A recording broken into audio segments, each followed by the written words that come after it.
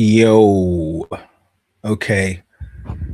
Yeah, I'm dealing with a little bit of a delay here. Let's see if this What has become popular?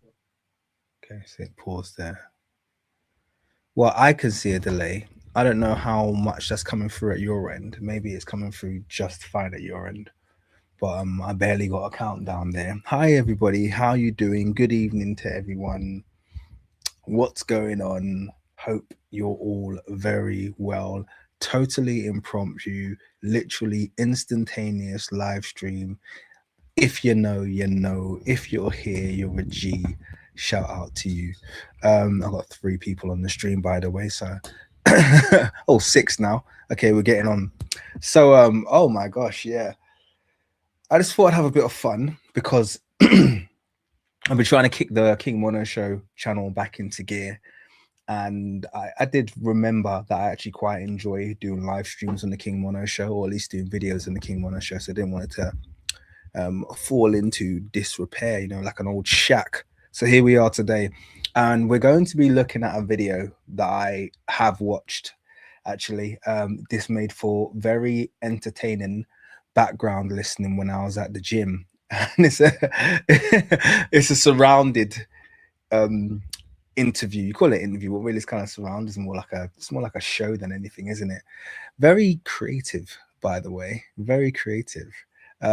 Hey Joy, how you doing? Yeah, it is a late start. It's 10 p.m. But this is a King Mono Show live stream, and I have a habit of keeping these relatively short. At least they don't run for the 4-hour marathons that we do on the King's Monologue channel. We're just tackling this one topic. Greetings, Mickey Mario. How you doing? I am well, and I'm in very good health, and I hope, and I send that energy right back at you as well. I hope you're very well and in excellent health. We are still in the heat. Yeah, we're still having a heat wave at the moment in the UK and across Europe. That hasn't changed. So I'm still sitting here rather sweaty, a little bit hot, trying to figure out what I'm doing with myself, and not complaining. That's one thing I won't do. I will not complain about the heat. But anyway, back to the video. 20v1, surrounded, Manosphere versus anti-Manosphere. Now, I have to say this. Let me give the quick preamble, and then we'll start watching the video. So, the first thing is the guy that they've selected here. I think they could have found a better juxtaposition to the Manosphere than this fella.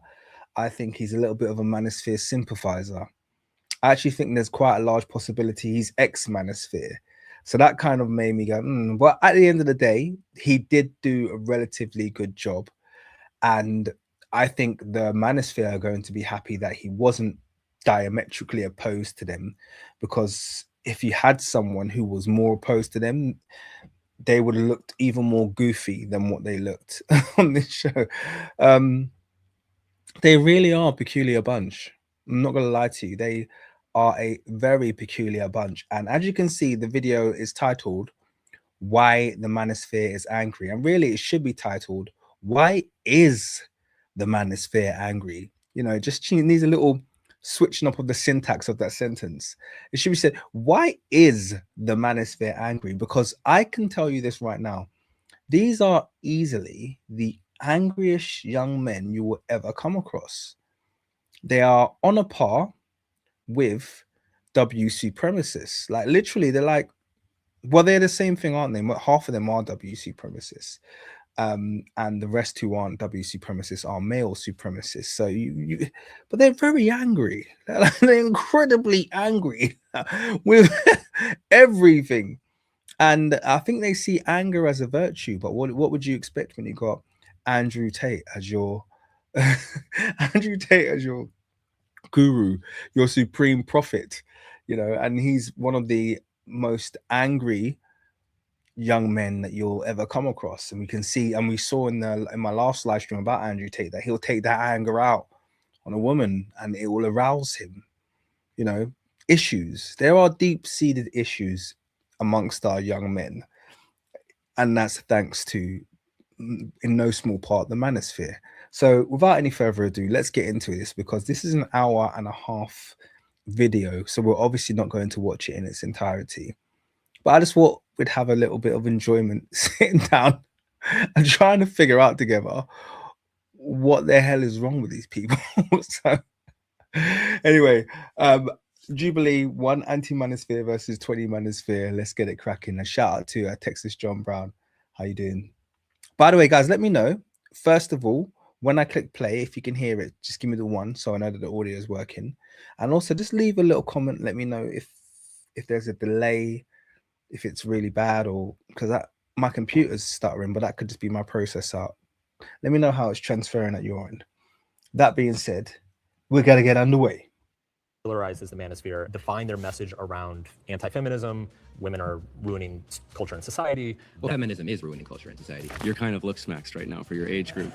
Like, thank you. There's many men in the manosphere that are spreading a 100% positive. Nothing breaks my heart more. You know what I'm going to say?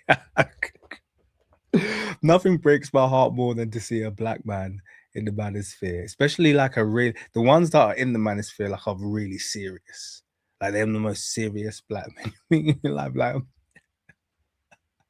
and they're so angry. Look at the freeze frame. They're just so angry. These men are so angry. Thank you very much for the feedback, Mickey, by the way. I appreciate that. You're the only person who remembered the assignment. 4DV, how you doing? You're not late. We're literally just starting. And we're here for a laugh, guys. We're here for a good time. All right. No other reason. Anyway, let's carry on. Positive message. I think we should have 100 more Andrew Tates. Has feminism... Oh, Lord. You just said that, didn't you? Okay. Yeah, this is going to be a slog. held men back, or has the manosphere distorted what masculinity means for an entire generation? I'm John Regalado, and from Jubilee Media, this is Surrounded, where one brave soul faces a room full of disagreeers. Today, I'm going to say this very quickly as well. Yes, the manosphere has ruined masculinity. That manosphere generation, I'm telling you, that those young boys do not know how to talk to women.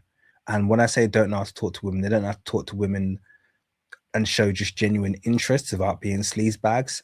And they don't know how to talk to women respectfully. They literally treat women like white people, like racist white people treat blacks. That's literally that's why I call it male supremacy, because the whole gnosis behind it sits on this idea that women are this different, women are this default evil, women are this object to fulfill the desires of men. All of that is a reflection of white supremacy. It's all exactly the same tropes playing out there.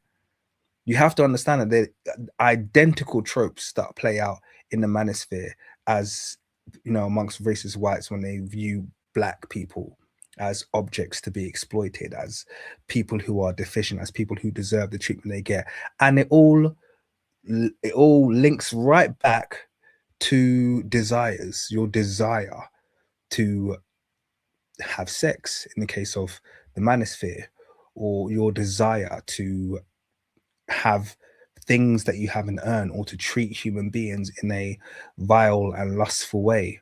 When it comes to racism, it's all the same. It's all coming back from the same seed. Today we are diving into the manosphere, feminism, and what being a high-value man actually means. Our guest today is a best-selling author. And obviously, females in the manosphere. There's that. So laughing out loud. There's that one, Pearly Things. And I was watching a video on one of these live reactors. I think it was like What's TV or something like that. And they said she looks like the Smiling Titan. And that finished me, because I'm a massive Attack on Titan fan. And as soon as I saw that, I was like, she looks identical to the Smiling Titan. So if you want a bit of a laugh, just like you can Google, you can YouTube search just Pearly Things or Pearl, and then Google search or image search Smiling Titan. Yeah, 4DB knows what time it is. That will give you some nice belly laughs that you can yeah, anyway, let's carry on. Author who's made a career out of challenging the way men think about themselves. Mark Manson, welcome to the show. Thank you. Are you ready to debate the circle? I think so. All right, Manosphere folks, are you ready to get into this? All right, let's get started. Hi, I'm Mark Manson. I'm the #1 New York Times bestselling author and a former men's dating and relationship coach. See, already, if you're a men's dating and relationship coach, once again, not saying there's anything wrong with that, but there's a chance you dabbled in the dark arts of the red pill. Yeah, there is a chance, you know. Today, I'm surrounded by the Manosphere.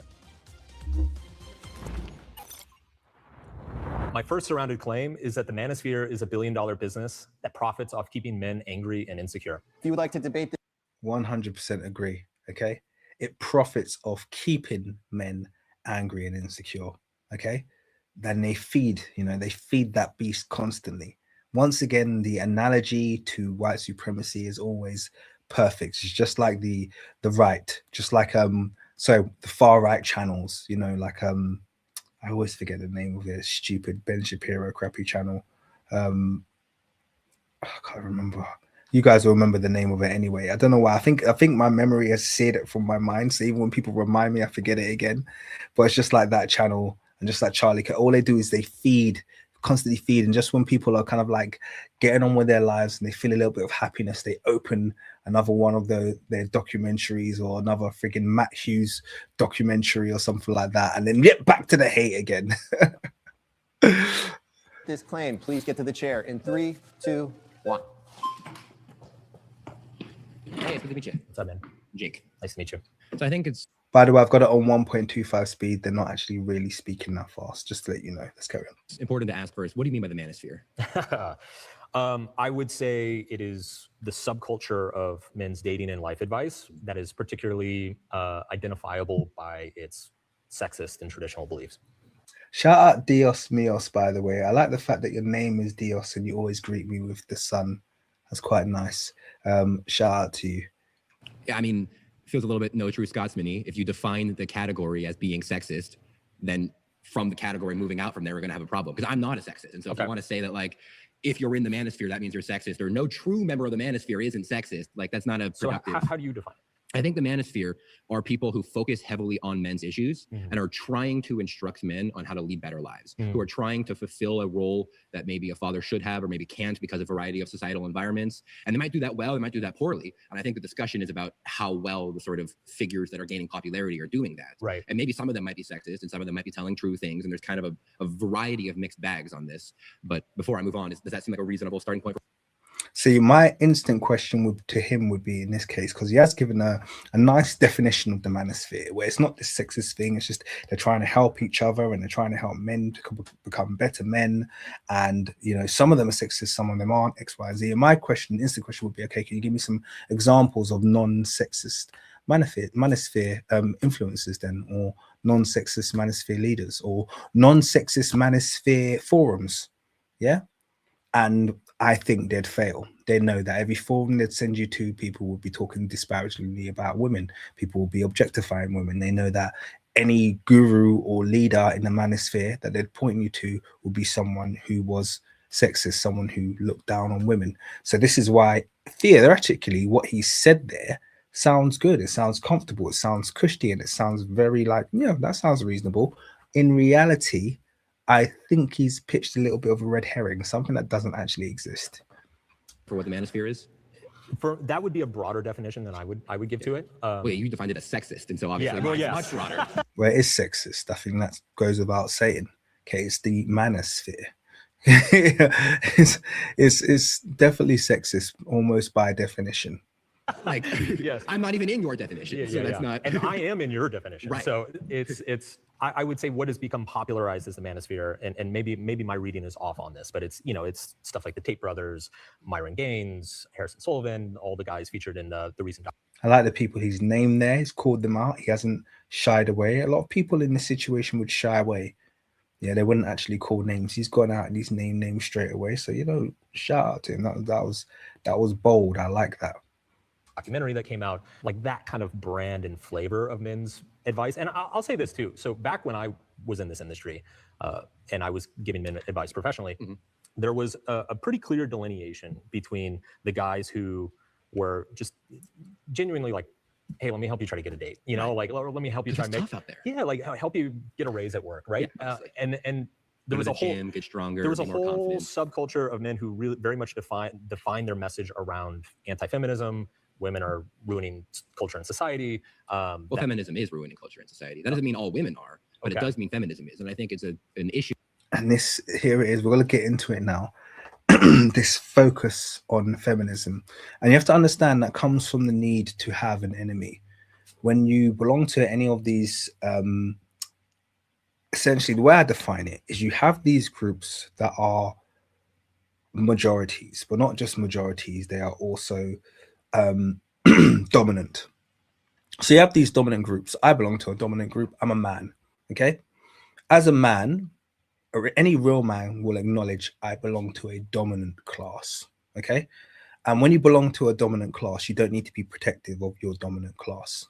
Okay. In fact, what you should be is you should be supportive of anything that allows the other classes, the classes that are outside of your dominant group, to rise up to a point of equality, particularly if you didn't earn your dominant status. Okay, that's what's really quite important there. So you haven't earned your dominant status, you're just born into the world as a man, and as a result you have this domination, you have this advantage over women. Okay, so what you need to understand is if you seek to protect that class, that status, you are an oppressor by default. It makes your actions oppressive. If you're like, oh, I'm just trying to make men men, I'm just trying to keep men from being blah blah. No, you're being oppressive because the other class are already disadvantaged, and you're trying to curtail their effort to rise up to your class and make themselves equal because they deserve equality. Just because they were born into a certain gender, they don't deserve to be beneath you. There should be equality between men and women. Now, what that equality or what equity looks like between men and women, different people will have different definitions of it. And I'm not talking about within relationships, I'm just talking about societally, like as a whole. There should be an equity between men and women. And whilst men have this dominance, men have this advantage, men have all of these kind of like, outward benefits over women, all men, and this is my personal perspective, obviously, but all men should be supportive broadly of feminist movements. I'm not saying they're perfect. I'm not saying they don't have things that are wrong with them, but feminist in the respect that if there are women out there campaigning to have equal pay, you should be for that. Okay, if there are women out there campaigning to have equal rights, you should be for that. If there are women there campaigning to make the streets safer, you should be for that. If there are women there campaigning, so there's loads of things that they do that we should be for. Now, these men choose to make an enemy of feminism. It's caused all of the problems in society, which, and when obviously whenever a white man finds another group to point the fingers at, this is the same group of people. Because bear in mind, they're the ones signing up to belong into a group here as well. So you can't now turn around to me and go, oh, you shouldn't point out white men. It's like, well, no, they are quite happy to say we are men and we belong to this group. So now I'm going to point some fingers.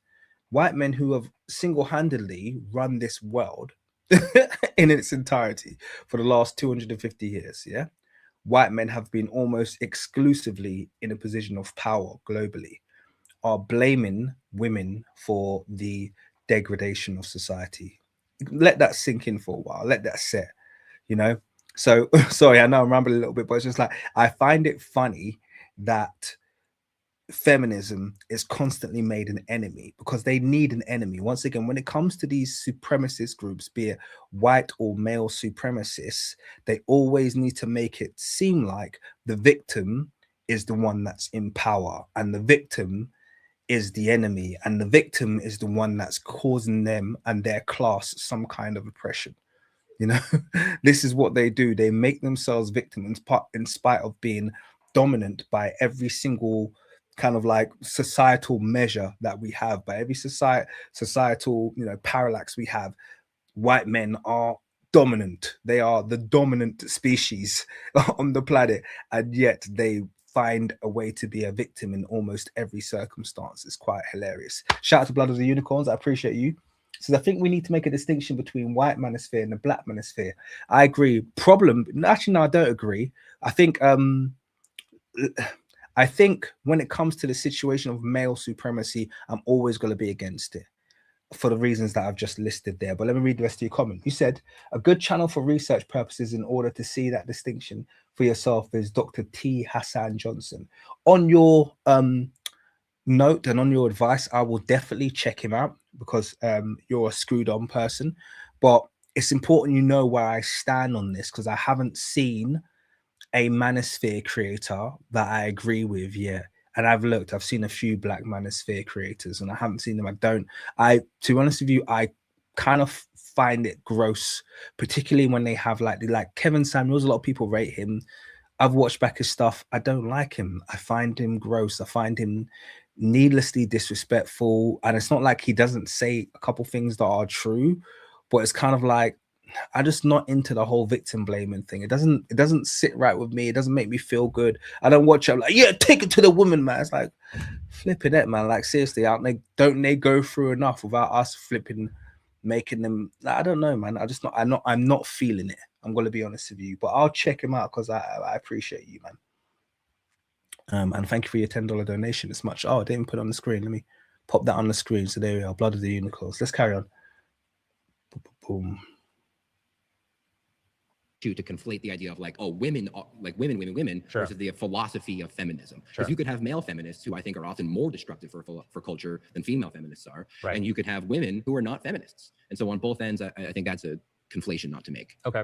So my claim specifically is about the men in this space who their primary message towards men is that of anger, that of selfishness, empowerment through intimidation and domination of others. I think there's a lot of And I'll quickly just jump on there. Just the point that you made regarding women before. I think all women by default are feminists to some degree. Okay. And I think that's a normal thing to be. It's a normal thing. You don't have to be like a quote unquote feminist, where, waving a flag and, oh, for the suffragettes. I'm not saying all of that, but all women benefit from there being laws put in place, from there being reforms made, from there being regulation to protect women's rights and to enhance women's rights. All women benefit from that. So all women have, whether or not they call themselves a feminist, I would imagine a feminist, most women support feminism to some degree or another. Now, where change really occurs is when men get behind those kinds of movements. Once again, in my opinion, it is the responsibility of the dominant class to aid the lesser class, to aid the class that's being oppressed, the oppressed class, in their attempts to find equity. That's the responsibility that you have, and I think that's where a lot of the manosphere have a huge problem with, because they just want to blame women for everything that's going wrong in their life. I'm going to bring this back a bit. Whoops.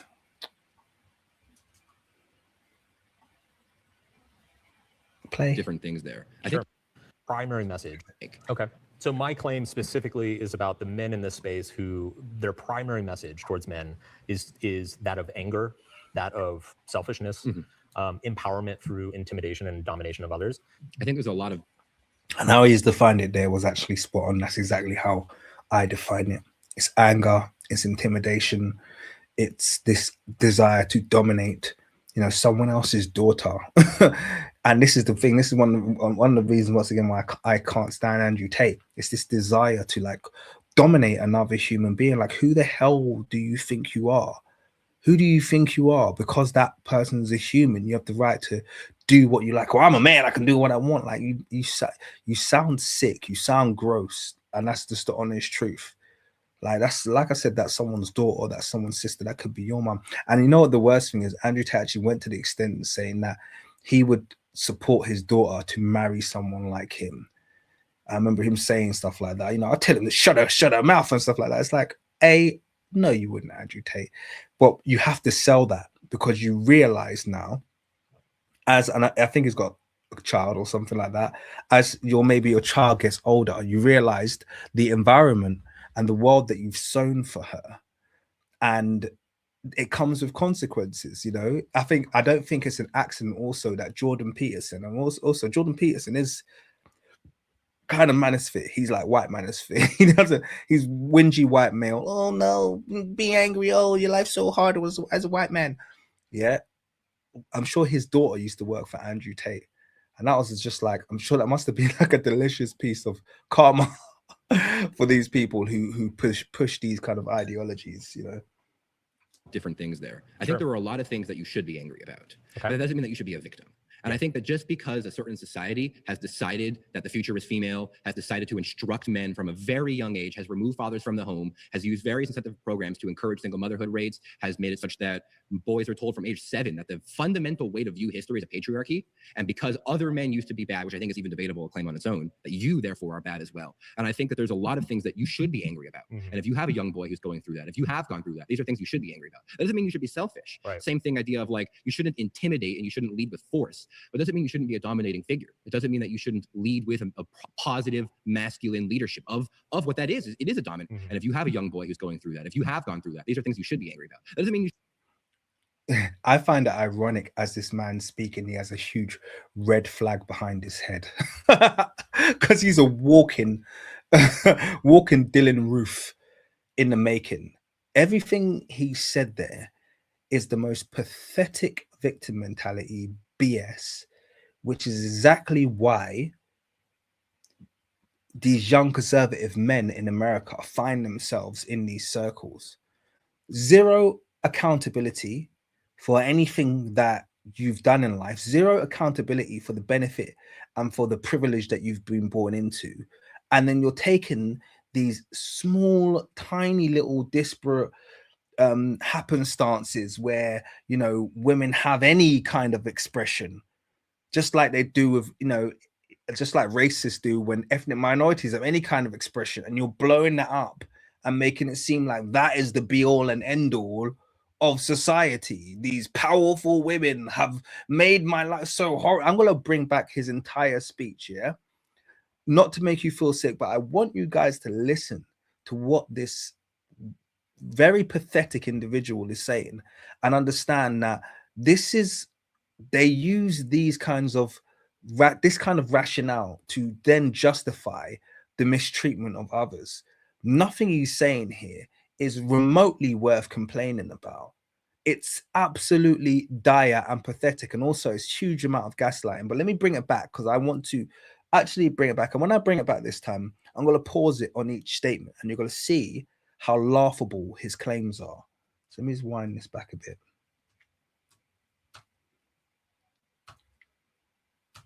Okay. God, he was talking for a while, isn't it? Like me. All right. To their primary message towards men is that of anger, that of selfishness, empowerment through intimidation and domination of others. I think there's a lot of different things there. I think there are a lot of things that you should be angry about. First of all, okay, so first statement. I think there's a lot of things you should be angry about. Why?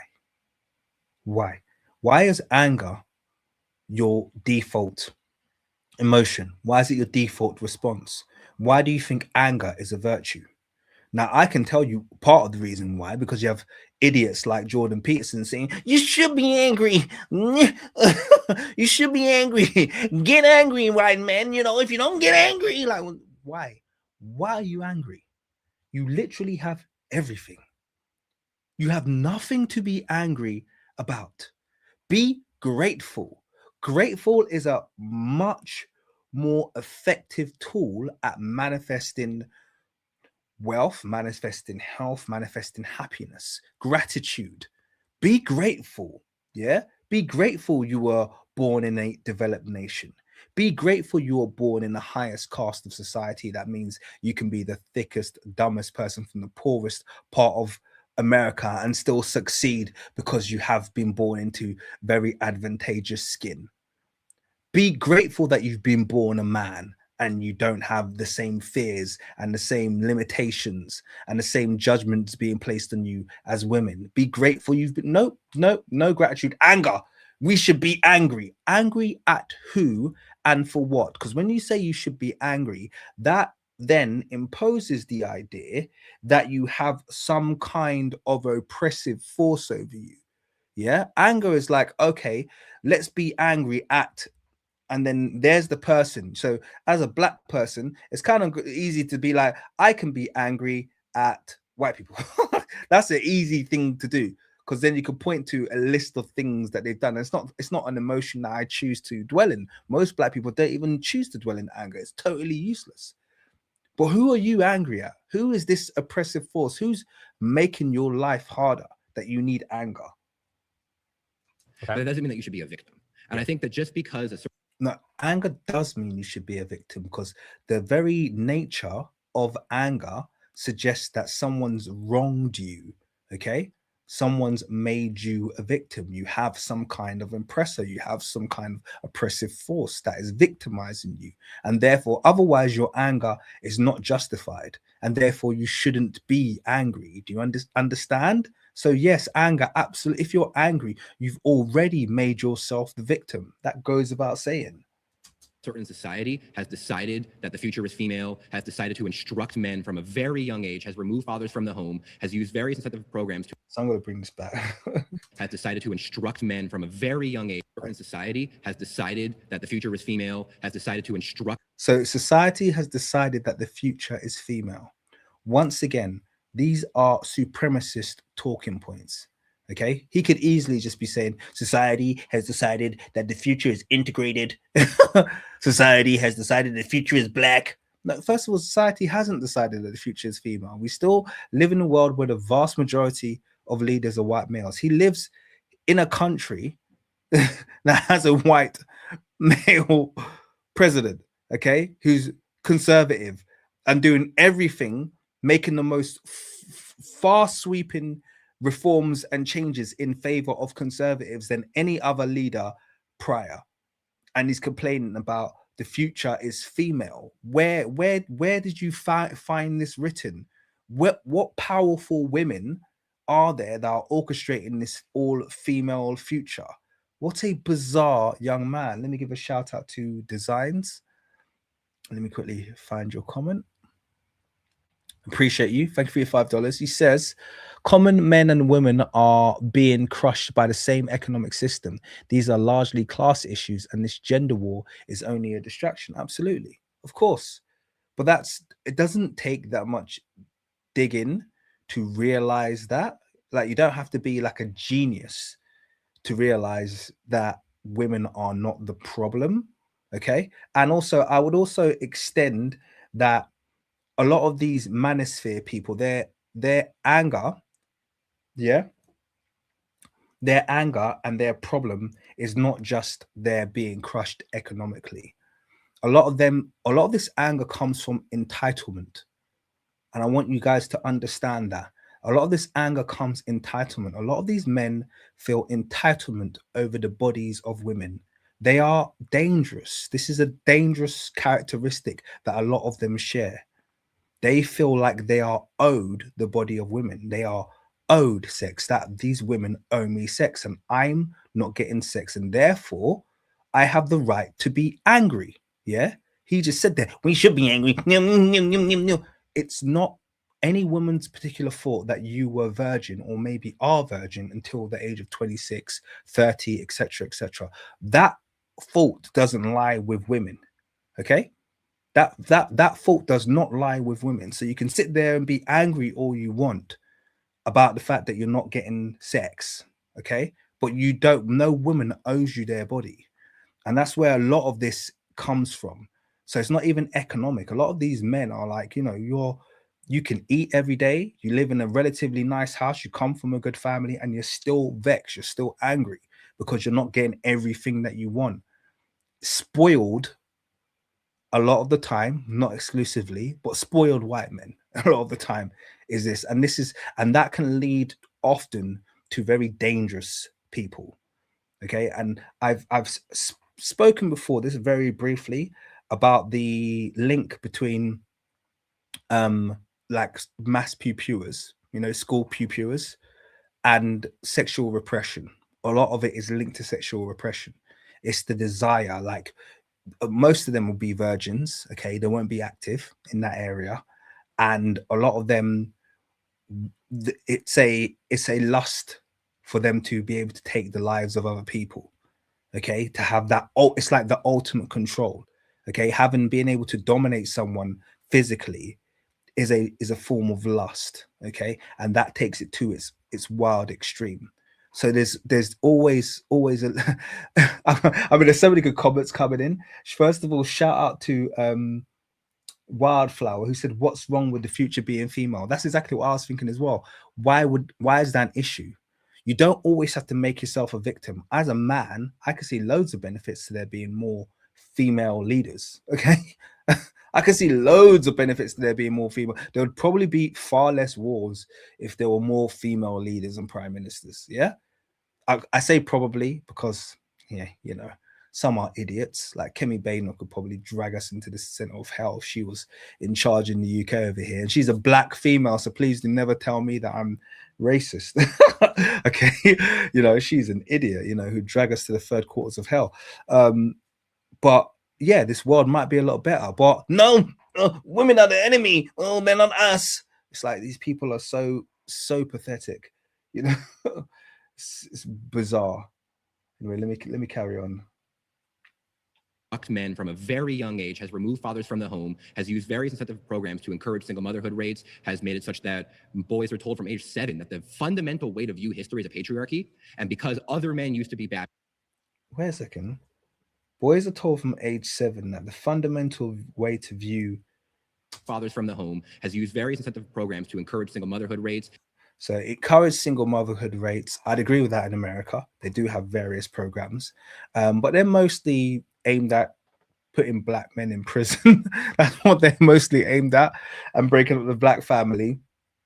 But he has a point there, and I'm not going to argue with that one particular point. That might be the only one that I agree with.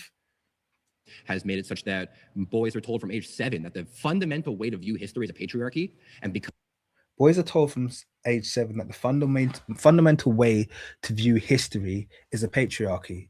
Okay, so is that women's fault? What do you want? Do you want that to? Do you want that? To, does he want them to remove that from the history books? Like this, that's European history. Okay, European history is patriarchy. Okay, that's what it is. Yeah, men in charge, men doing what they want. Okay, men ruling, men leading. That is that offensive. And this is the thing. I always say to that if you want to offend conservatives, just tell the truth. That's literally the most offensive thing to these conservative, fragile, blame everybody, victim mentality males, is just to tell them the truth accurately. They don't want the truth. They want you to pander to them. They want you to go, oh, no, it's okay. Oh, no one was harmed. No one was harmed in the 250 years of war that you guys have created. You know, it was great. It couldn't have gone any better. You did all you could.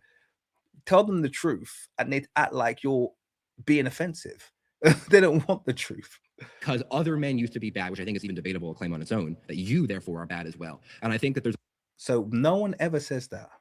Because other men are bad, no, that's what you heard because you're a white male and no one told you you're good for just being a white male. The thing about people like him is they want to be congratulated. They want to be patted on the back. They want to be put on a pedestal just for being a white male. Okay.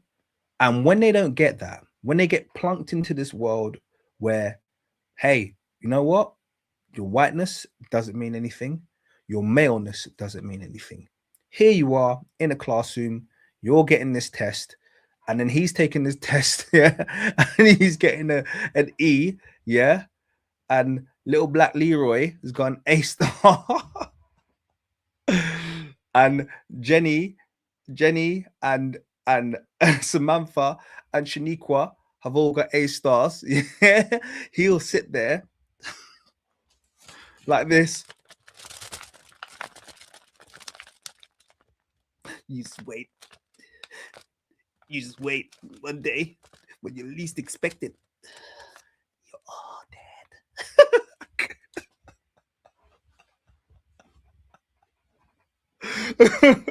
dead.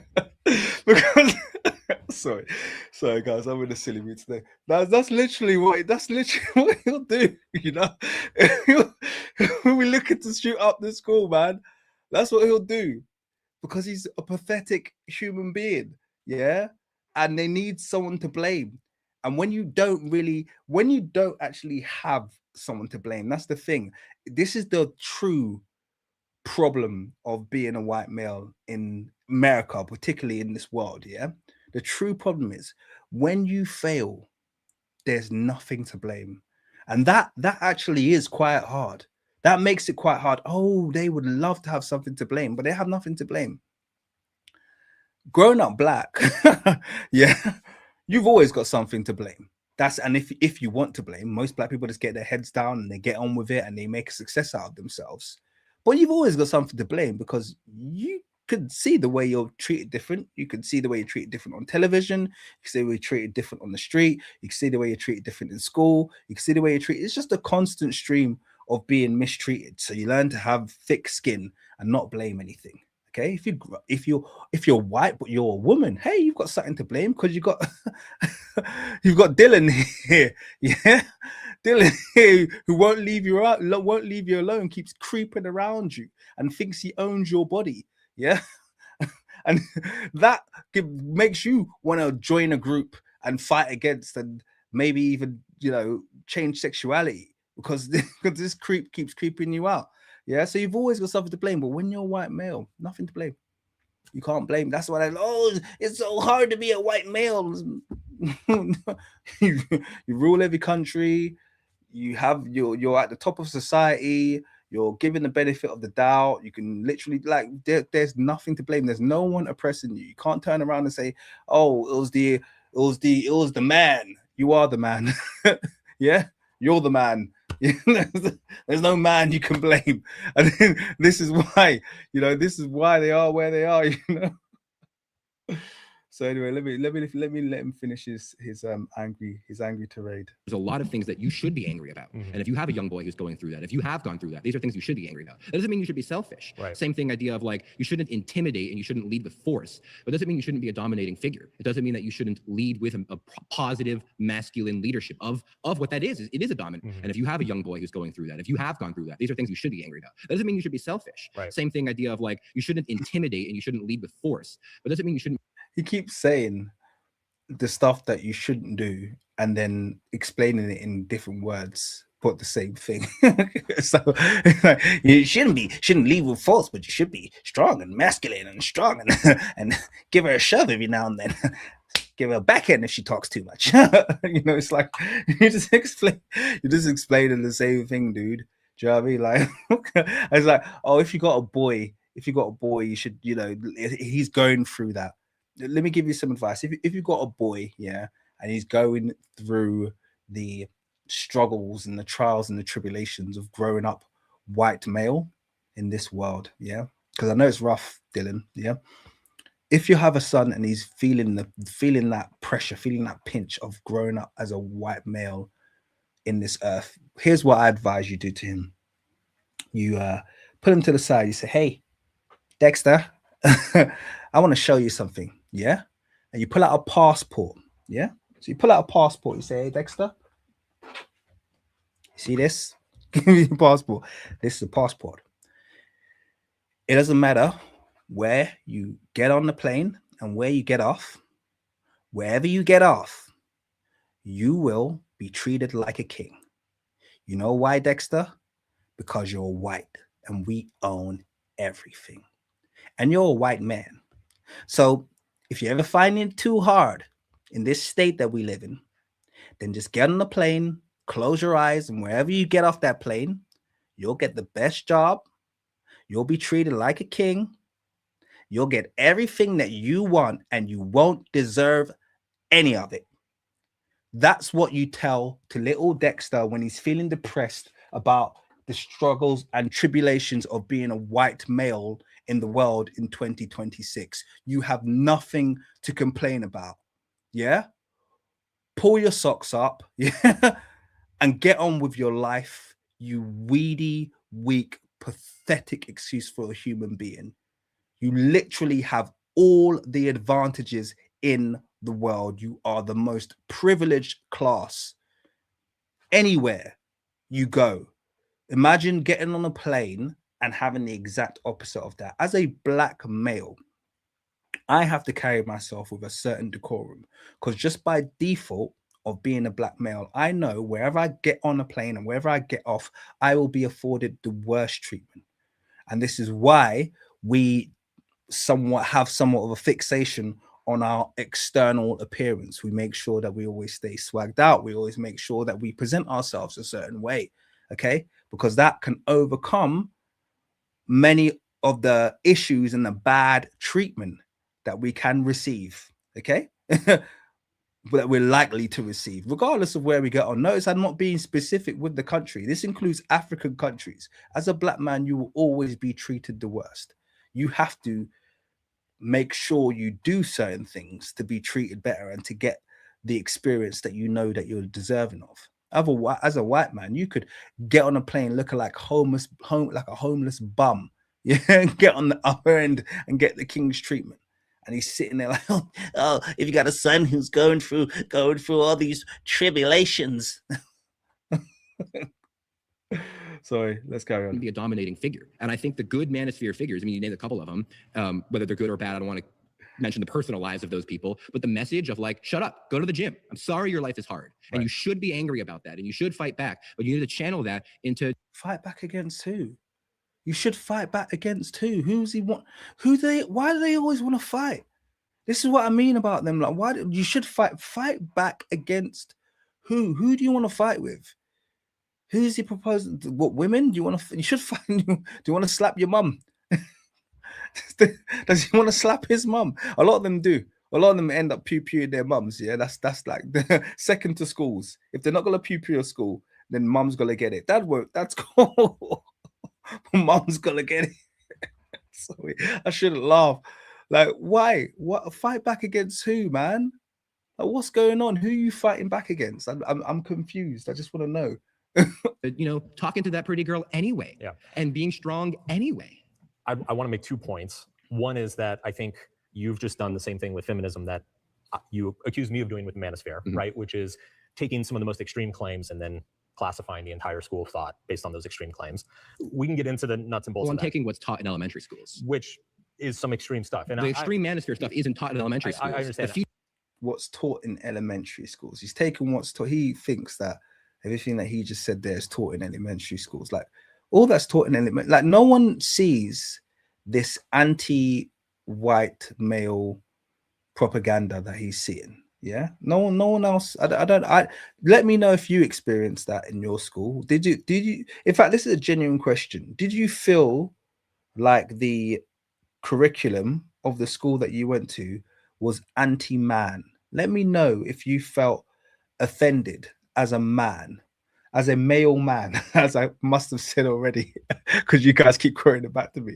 Let me know if you felt offended as a male man going through the schooling system by the curriculum. If you felt like you were being picked on as a man, if you felt like it was set up to, elevate women over you, if you felt undermined, if it didn't feel, let me know, because I didn't get it. You know what I mean? I really don't get it. Yeah, super finger. You've raised a good point about the guy being pretty sus. I told you he I feel like he skirts on the edge of manospherism a bit, but he gets better. He gets better over time. King Henry, I'm the same as you. I didn't feel it. I didn't feel like the curriculum was against my male madness. Okay, I felt like it was just I don't know, man. These guys, man. Future is female. You see people wearing that in their elementary schools. I understand. Can we agree that's an extreme position? I do agree with that. Okay. So, like, I would agree with you on that probably shouldn't be an element. The future is female. Why is that a problem? Once again, dominant society kind of woes. This is absolutely ridiculous. This is like dominant society persecution. Oh, it says the future is female. Okay, but we live in a freaking, like you said, we live in a patriarchy. We live in a world where the entire system is geared towards male dominance. Yeah, wearing a little t-shirt for solidarity that says the future is female, like maybe having maybe a semester or term where you learn about, the possibility of empowering women in future leadership. That's not scary, man. That's not scary, my guy. That's a good thing. Yeah. Once again, it's this idea of like, if they said that, the future, like I said, the future is integrated. Yeah. Would you say that is would you feel offended by that as well? Would you feel like that needs to be, we need to sort out, oh my God, they're going to try and turn this nation brown? It's like, if you feel that way, then that's what you are. Like I said, you are a male supremacist. That's what these people are, When you are used to privilege, Wildflower just said it, when you're used to privilege, equality feels like oppression. It doesn't even need to be equality with these guys. Yeah. It can just be sharing a little crumb. It can just be a little crumb, so you can have the whole feast. Yeah. And then a little starving child comes next to you. Yeah. And kind of like just taps you on your leg. Please, sir, can I have a chip, please, sir? Oh my God, he's robbing me. Get him away. Yeah, this is. Do you understand? This is the oppression that these guys feel. They're like a bunch of oligarchs, being forced to share a chip with the serfs, and they hate it. They feel like it's oppression. Let me give a shout out to Blood of the Unicorn. He said they are just feeling the effects of their own evil actions coming full circle. And you know what? You see, I understand the sentiment of your statement there, and I wish they were, but they're not even like, they're not even reaping anything at the moment. This is like, they've set this bar for offense so freaking like, well, I've got my hand up, should be low. The bar of offense is so low that we're nowhere near even like what progress looks like. Like we're fighting them. We're fighting them about a black person being cast in an ancient Greek movie, like proper full-on fight. That's not where we need to be fighting. That's like low. That's a low bar. Yeah. That's nowhere near the promised land. These people ain't reaping nothing. They're complaining about stuff that's so ridiculous and so far away from equality. And that's the idea. The idea is that we don't get anywhere near equality where stuff actually is uncomfortable. They've learned to complain about things that are so flipping uneventful that, when it does feel like, when we do get to that stage where it's equality, it's going to feel just like Wildflower said, that's when it's going to feel like oppression. But yeah, I get exactly what you're saying, no Blood of the Unicorns. Yeah. These people, man, they are a funny bunch. Elementary school. Yeah. Funded by the state. Yes. The second point, there's the advice and then there's the packaging, right? Yes. What you just said, right? Get your life together, go to the gym, take care of yourself, like work on yourself, yes, right? Like these are all great things. My point would be that you can get that advice in 100 other different places without the toxic packaging. But that doesn't go viral. People don't see it. The media suppresses it. The environment, if you want to get the message out, you have to go extreme. And I wish we didn't have that. And if we want to talk about how we should restructure the system, you have to go extreme to get the message about going to the gym. Well, I got that message. Yeah. We're doing that for like 20 years. Like, I didn't have to go extreme. I didn't hear it on any extreme forums. Did have to it's just a little bit of, I don't know. I don't even know how to package that. It's so widely available, Once again, the false, he has to create an enemy. This, what happens in the media, it says it's suppressing male fitness. They want us all to be fat. No, they don't. Yeah. Fat people want to be fat, respectfully. Yeah. People who are fat want to be fat. Yeah. Actually, the overwhelming weight of the media does encourage you to be healthy. Yeah. To have a healthy lifestyle, to go to the gym regularly. This isn't some secret. You don't need to go to an Andrew Tate course to figure that out. Yeah, that part is widely available, Systems of YouTube and everything, that would be great. And I think we're trying to do that now, trying to get this out. Do you have to go extreme? I mean, so I'll give an example of somebody who I do think is a healthy figure in this space, which is Chris Williamson. He is like the 8th biggest podcast in the world right now. Like, he's not extreme. He's not saying all the same shit that like Andrew Tate is saying or Myron Gaines is saying, right? It's like, I have an audience of over 10 million people. I'm not saying. Who's heard of Chris Williamson? I've actually never heard of him. Let me know and just put something in the comments.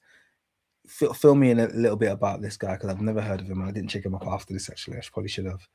saying any of this shit. I don't think you have to be extreme to get it. Mm-hmm. And I worry that there's some good messages are being attached to so many poison pills that a lot of young men don't know how to differentiate between the good advice and the toxic advice, that it's leading them down a bad path. There certainly is some toxic advice out there, but the idea that that's the primary thing that people are learning from these, I don't think that's true. If you're gone down the rabbit hole and you're watching 6 hours of Myron Gaines and 4 hours of Andrew Tate and you're watching collab streams all the time, these people, that's not the majority of people who are involved in the Manosphere. Totally. It's not what's happening. The things that you're getting from these. Okay, actually, I don't know enough about the Manosphere.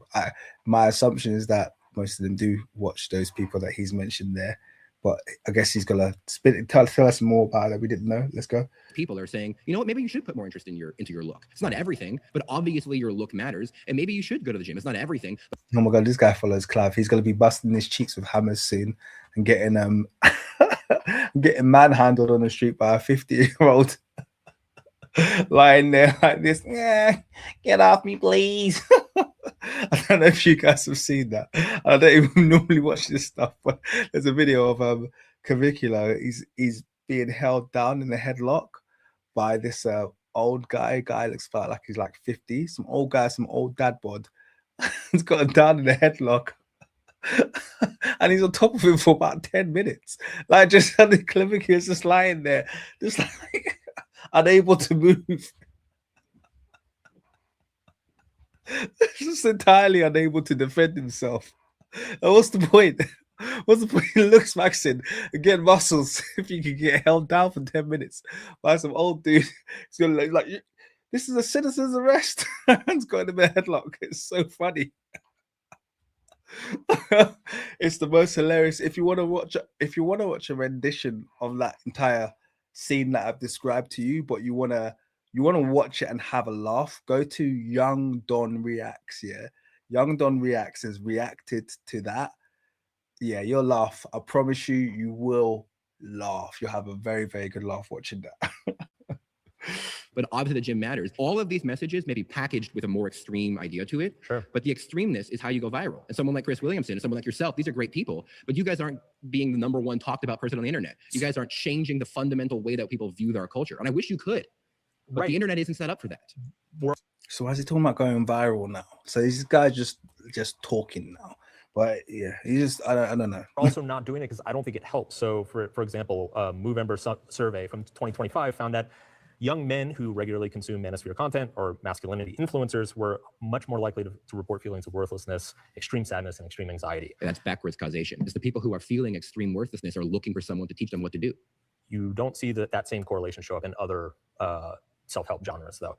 Well, self-help genres don't help almost always. They're almost always feel-good nonsense. If you're told you're good the way you are, you can do whatever you need, you're a magic special person, that's the kind of thing that someone who is looking.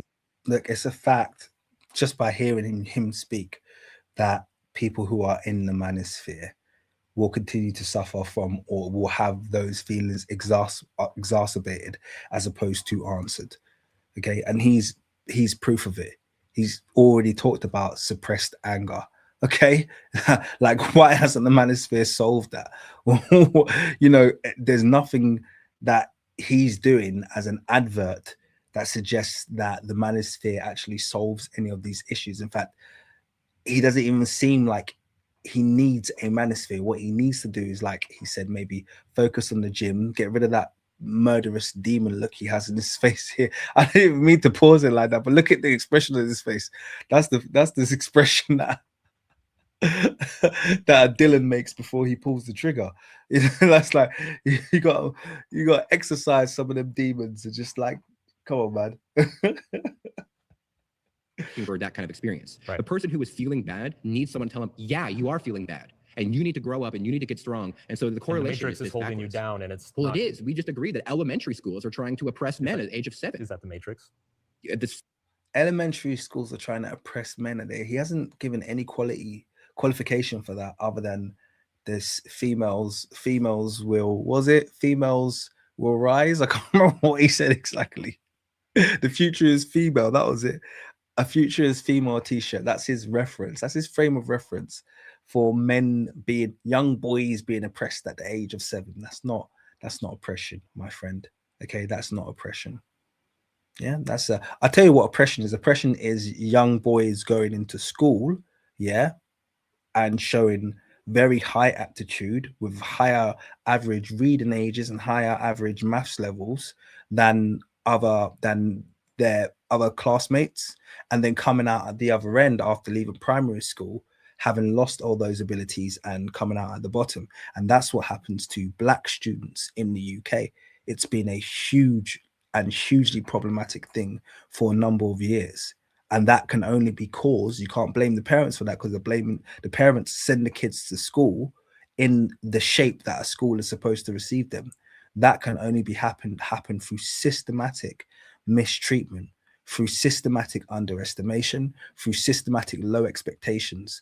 That's how you create. Now that's oppression. That's real oppression, not imaginary not imaginary oppression, what young respectfully white males go through. It's imaginary oppression because everybody is on your side. The teachers are on your side. Everything is on your side. But when it comes to the black experience, everything is built up against you. You know, from the prejudice primary school, elementary school teachers, to the mismanagement or the mismarking of papers, to the low expectations set and the racial stereotypes. Like this, that's real oppression. That's not imagined. We work through that every day of our lives. We work through that kind of real oppression, not imaginary oppression, real oppression.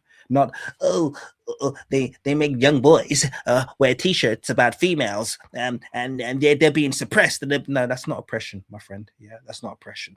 Yeah, you as a the fact that he feels like he's being oppressed by a gender, I just find hilarious. Like you can't find real oppression, so you actually have to find it from the other half of your race.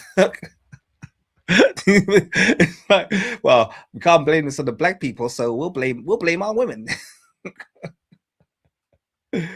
Oh Lord. Yeah, so a lot of people are saying it's the same phenomena they see in the US. So we know what oppression looks like. That's what real oppression looks like. State funded by the state. Of course, it's the matrix. Is this a federal policy to tell 7-year-olds that the future is a woman? It's in every elementary school. We just agreed on that. I did not agree it's in every elementary school. Not every single one. I agree it's in some, and it's probably the doing of certain far left teachers and educators. Which begins in the far left universities, which are... It's not far left at all. It's just like, do you not come from a woman?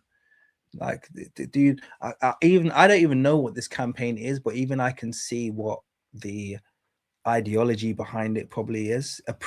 The ideology is not the idea that women are taking over. The ideology is appreciation for women's role in society, women's role in the family, the fact that life comes from a woman. Women, so the future is always going to be female centric. You can't avoid that. You can't take women out of the equation. As much as white men would probably love to procreate, these conservative white men, sorry, not all white men, as much as these conservative white men would love to figure out a way to procreate without women and just, you know, just do it all alone, the reality is this earth, this realm that we live in, the way that life works is that the future will require females for any kind of functioning, for any kind of life, for any kind of longevity. That's the reality of the situation. That's not oppression. If that feels like oppression to you, you're weird. Okay, just letting you know. Let me give a shout out to Dios Mios. Shout out my guy. He says, thank you for counterbalancing the lunacy sphere. Yeah, I think they do it themselves. Watch this 23-1. I don't think anyone who's sane is going to come out from watching this thinking, hey, you know, the Manosphere seems like a good idea. I'm going to get my son to join. Are funded by the state and are structured from the top down to oppress. So the structure isn't natural. To bring it back to my point, which is that you just made the point that a lot of self-help advice is bullshit. Oh, almost all of it. Garbage, right? Let's take like The Secret, right? Law of attraction stuff. Do you agree that that's kind of ridiculous? Because I do. Law of attraction, I'm not sure exactly how that works. It's like if you just believe that you deserve something, the universe will give it to you. Oh yeah, that's nonsense. Okay. But it is the case that you can fake it till you make it, and if you act as though you have it, you might be more likely to get it. Perfect. So we agree on that. So that's a perfect example of what's actually like kind of a good piece of advice, but then it's packaged in this ridiculous. See, a lot of opinionated stuff here, and I'm going to make it clear that I don't really agree with either of them here, but I'll let them carry on. Cosmological, like, oh, the universe's energy is going to serve you what you deserve and all this shit, right? It's almost the health and wealth gospel, which is a violation of the, the Christian heresy. Basically. But that gets millions of people. Lord, yeah, there we go. I mean, I should have seen that coming. Okay, Christian. Oh, and it all makes sense. Bible Belt Christian. Okay, all right. No, it makes sense. It makes sense. Why did I not? It's weird. I didn't. It's so weird because these men, and obviously W supremacists, yeah, these WM supremacists, yeah, don't actually manifest or portray any real Christian virtues. Okay, they simply portray, white supremacist virtues and wrap them in Christianity, and they just keep the parts of the Bible that they like, and the rest of it they entirely discard. And the weirdest thing that we've been seeing happening, I'd say since Trump took over in 2025, is this rise of Christian nationalism. So it's not just nationalism, it's not just white, it's Christian nationalism. That's the crazy thing. And you've seen this, and the Manosphere has embraced it. The Manosphere has embraced religion. If you look at all those Manosphere leaders, they're either going to be Christian or they're going to be Muslim. But they're going for those conservative values. And obviously Christianity and Islam, as I've said before, two very, very similar religions. Okay, they're only separated by a Messiah. But if you look at the underlying tenets of those two faiths, they have the same moral fabric, the same moral values. They do complement each other far more than either group is willing to admit.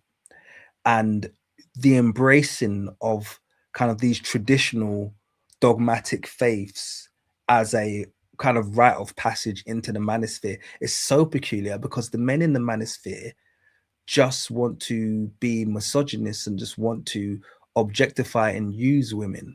So it's just, the whole thing is so flipping confusing. I swear, it's so confusing, man. These people are just all over the place.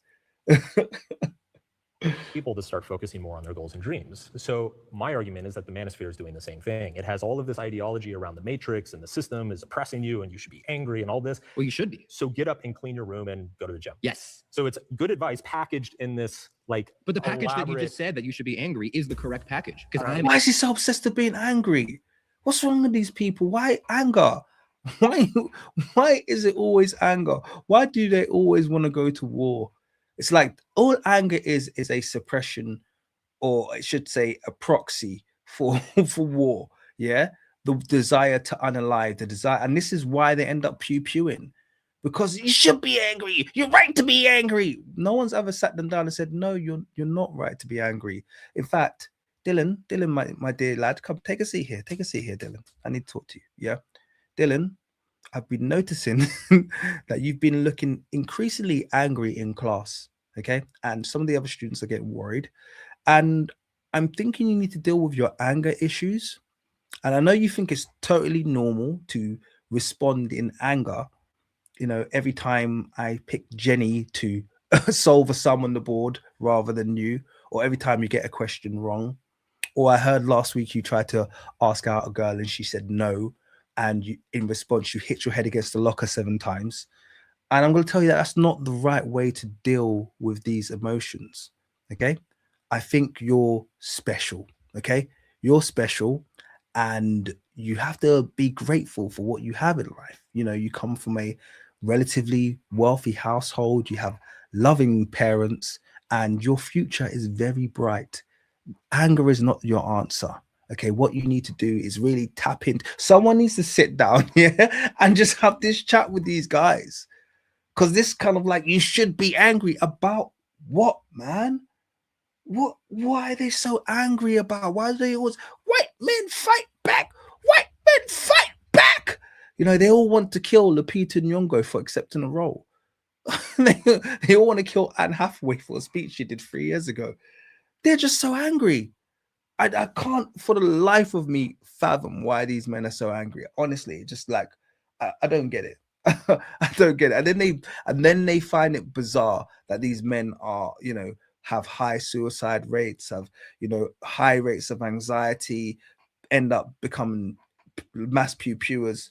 Like, it's because you're angry. And Jordan Peterson told you your anger was fine. Yeah, Jordan Peterson gave you the great advice that it's good to be angry and hold on to that anger because you can channel that into something useful, apparently.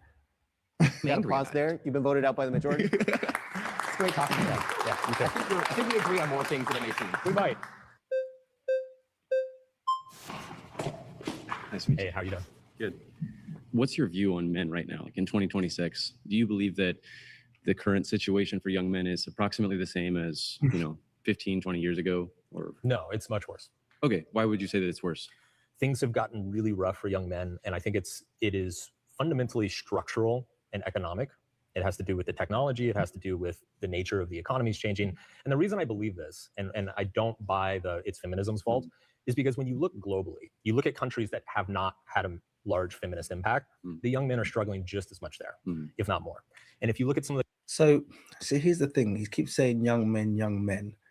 And this drawing this line of delineation, yeah, over what is a global phenomena of wealth accumulation by the extremely wealthy, making life just generally harder for everybody across the board.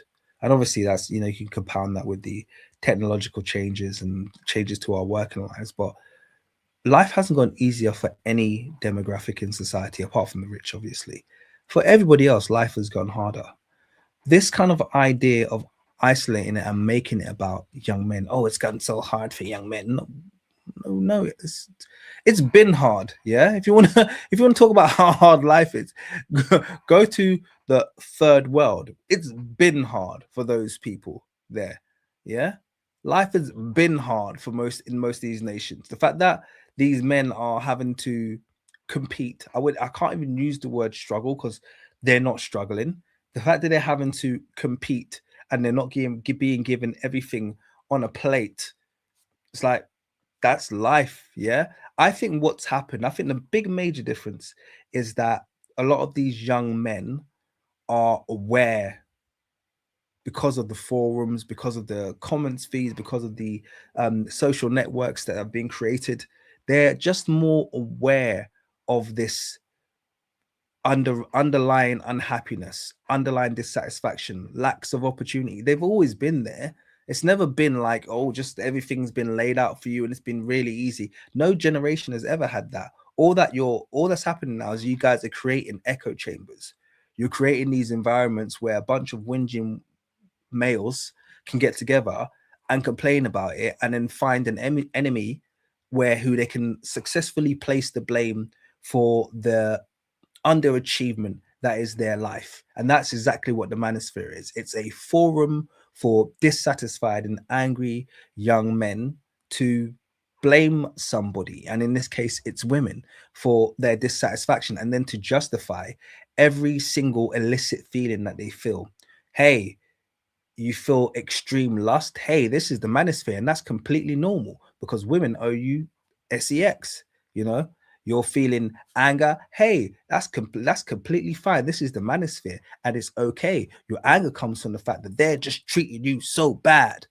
You're feeling murderous rage. Hey, it's okay. This is the Manosphere. That murderous rage, you need to channel it. We're going to be using it in a few years to drive out the immigrants. It's like every single negative, illicit, sinful, disgusting, you know, reprehensible feeling that you feel, you have an outlet and you have an excuse for it within the Manosphere. And that's why there's zero accountability. What accountability is taking those illicit feelings that you have towards your fellow human being and actually saying, hey, I feel this way and that is wrong. I shouldn't be blaming this person for these things going wrong in my life. I need to address this, and this. Manosphere doesn't want to address any of it. All it wants to do is give it a nice, cushy home and a nice excuse. And that all that does is it compounds those feelings. Yes, they are indeed sick kids. The countries that are even more progressive and more feminist than the United States, the men are doing better there than they are doing here. So I don't think it's feminism. I think it's happening at a much more fundamental level than culture. Yeah, I hear that. And honestly, I agree with you that a lot of these Manosphere characters, they use the anti-feminist and anti-woman thing as a kind of, it is a packaging, and it does obviously go viral. Yeah. But I think what's interesting to me is that we have this conversation of, does the cart come before the horse? Is the Manosphere causing men to be angry at women, and that's causing more incel behavior? Or is the society becoming more difficult for men to navigate and creating more incels that are already frustrated, and then they see this content on YouTube saying, you should be doing this and that, and this is really what women think, Yeah. and that resonates. So what would you say? You're saying that I would say it's both. it's both. I personally believe, And I would agree, it's definitely both. Okay, it's not what came first, the chicken or the egg. It's kind of like the Manosphere creates these silos of, like I said, illicit thoughts and unwell people kind of getting together, but then it also perpetuates and advertises this, so that, and I've seen this firsthand, so that kids who otherwise wouldn't have been or taken on those kinds of viewpoints buy into them. So the Manosphere is also a very effective advertising tool for the worst mental health cases, and it advertises it as being, this is how you should view the world, this is how you should view females, this is how you should view X, Y, and Z. So it's kind of like a bit of both. that the Manosphere is the wrong answer to a very legitimate problem, right? The legitimate problem is that young men and Yeah, shout out Bruce quickly as well. We don't call him Myron Gaines, we call him Amru Fuddle. Yeah, that's his name, Amru Fuddle. Yeah, and Amru better stay out of the UK. boys are struggling. They have fewer role And models. they're not having sex, right? Right, I mean, and they have fewer role models. They have fewer people to look up to. They're getting advice from fewer places. The man Did you notice how he just slipped that in there? Yeah, so he's talking about the problems with boys, and then not having any sex. Not having any sex. Sex is not an entitlement, man. Like that's the one thing that I really feel needs to be addressed in the Manosphere. You are not entitled to sex. There's no entitlement to it. You keep talking about traditional values, then traditional values say you should wait until you're married. I'm not selling any of this. I'm just pushing the importance of knowing that you are not entitled to this. It's a very, very dangerous situation when you got all of these young men believing that sex is their right, and then you've got their guru, Andrew Tate, being a serial predator who preys after girls literally who are skirting the legal age and boasts about it, about how many of them he's conquered. Like this, it's very, very, very dangerous breeding ground for just, the worst things to happen. I personally believe that the Manosphere is the wrong answer to a very legitimate problem, right? The legitimate problem is that young men and boys are struggling. They have fewer role models. They're not having sex, right? Right, I mean, and they have fewer role models. They have fewer people to look up to. They're getting advice from fewer places. The Manosphere is filling that vacuum, but I believe that it's filling it with a lot of toxic information. There's a whole subreddit called X Red Pill, and if you go through there and read all those guys' stories, like it's extreme. Yeah, it's ugly. So why do you think, genuinely, like, what is you said that there's some systematic change that's happening across, you said globally. So like, what do you think that is? My guess is that it's a combination of moving to a more globalized services economy, right? If you actually look at the psychological differences between men and women, right? It's like women tend to be a little bit more pro-social. They tend to be a little bit better at building and connecting and managing relationships. We're in an economy where that is more valuable than ever before, right? Yeah. Let me I just want to address one comment because it's come from my guy. Let me address this comment. Actually, I'm not even sure how I'm going to address it, but it is an interesting point. So let me put it up on the screen. Shout out Dotarai. He says, sure, no entitlement. So this is about entitlement to SEX, obviously, but things can go very wrong if too many men have no purpose / release. Okay, so no opportunities, etc., etc. Okay, I wouldn't dismiss it, the hardship, that easily, especially since you yourself are married. I think it's important for people to get perspective, like I said before. Yes, obviously, marriage is a is a convenient way to be dismissive of the fact that people aren't, active. Okay. But that being said, it doesn't change the fact that regardless of if you're active or not, you're just not entitled to it. So it's kind of like no one cares. You have to earn it. That's the honest truth. Like you're not entitled to it. Yeah. You're not entitled to it. Like I can't really explain it any better than that. So if you're 25 and you're virgin, you've been trying really hard. Okay, it doesn't make you any more entitled. Okay, is it gonna feel like oppression? Is it gonna feel like the most horrible thing in the world if you're 25 years old and you're still a virgin and you haven't managed to find someone? Yes, but it doesn't make you any more entitled. Yeah, no one owes you anymore. And I think what I think once again, how I am kind of like play it against the white supremacist narrative, because I think it just works as a good parallel. So you'll find these people who, as their lives get more oppressive, they feel more right to what someone else owns. Okay, I'm white, I shouldn't be going through this, I shouldn't be living like this. Look at those people over there, let's lynch them, take their land. Okay, which is historically what they did. Okay, or let's find an excuse, let's attack them, or I'm going to become a cop and I'm going to unalive as many of them as possible, XYZ, all these other things that they do because of, once again, a lot of it leads back to that entitlement.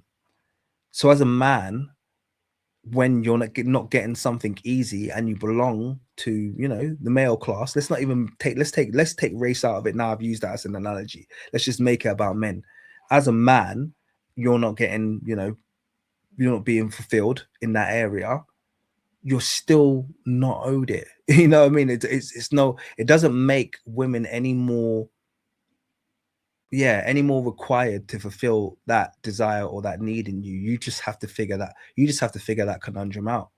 You have to figure it out. You have to figure out, and I get that's one of the reasons why people kind of like sign up for the ideology, but I think from the wrong people, because they'll say the only answer is to make yourself loaded, and that's not necessarily the best answer, but it can help. But it can normally help if you're looking for a whole bunch of one night stands, which is not what a lot of these people are looking for anyway. A lot of them are looking for a long-term meaningful relationship, which often has very little or no link to your kind of like material means. When you've modeled for yourself that kind of aesthetic where, hey, I'm rich and this, that, and the other, you have to understand you are going to get a certain kind of woman. Yeah, you're going to be successful in, the Cancuns and the, these the Miamis. Yeah, but that's not where you're going to probably find the person you want to settle down and have children with. That person is going to be found in a very normal environment, in a very normal setting, and as such, our lives haven't really changed that much from our parents and our parents' generations, where they also found people in really normal environments. Sorry, by the way, I'm not lecturing you here, Dotare. I moved on from your point a bit. I know you must feel like you're being attacked here because you're not. I really appreciated the question. It was a good question. I was just trying to explain it as fully as possible, but I just moved on to something else as well. But I appreciate that. Oh, what happened? Someone disappeared. Someone's comments has disappeared.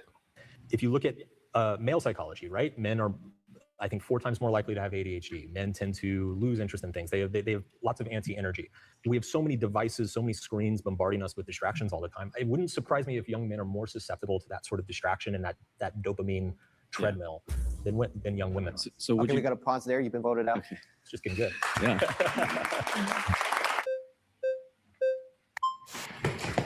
Whoa. Hi. Sorry. You really went for it. So what do you think is extreme? Like, what are some of the extreme views? I would say anything that is intentionally demeaning the fundamental value of a woman. Could you give me an example? Well, the body count example. But can you understand how there is a correlation between being willing to take a lot of dick from a lot of different people and not thinking highly of yourself? Perhaps, I don't know. So I don't think that you're lowering the quality of a woman by saying like, hey, just so you know, it's probably not the best thing for you to. But that could be true for men as well. Men should not be taking dick from a lot of strangers. And this is where, once again, like it's like, well, it's kind of like, well, what? Why is it your business? Do you know what I mean? Like, once again, they talk about, oh, the manosphere is an environment where we help and we encourage each other. Okay, so why are you having conversations about women with high body counts? How does that service the manosphere? Because it sounds to me like none of you would want that. But why do you feel the need to impose that on women who don't want your advice? Once again, so it's like it's this victim seeking again. It's kind of like, you know, this is about you controlling people. Yeah, this is about control. This is about you having control and domination over people's choices. And by the way, this is not me sitting here saying that I, you know, promote that kind of behavior. I don't have an opinion on it. It's none of my business. Ultimately, yeah, what a woman chooses to do, yeah, it's none of my business. Yeah, but these guys sitting there acting like oh man. Anyway, let's carry on. Let's see what else. Agree, both genders. It's true for straight men as well, taking lots of vagina as well. It's generally low self-esteem correlates very strongly with sexual partners overall. Totally agree. Yes, I think it's worth. But that doesn't. He doesn't agree. There's no way he agrees. No one from the manosphere agrees that this is a two-way street. Okay, they believe it's okay for men and not okay for women. I don't believe that he believed that when he said he agrees. Make them worse people. The same way, like somebody with low self-esteem is more likely to abuse alcohol or drugs. Totally. Like, doesn't make them a bad person. But it's not good. And also, taking dick is a little bit worse than giving it. Why? All right, we got to pause there. You've been voted out. Reminder, we want to stay focused on the current prompt. Thank you. Okay. I really wanted him to answer that question there, by the way. What's happened here?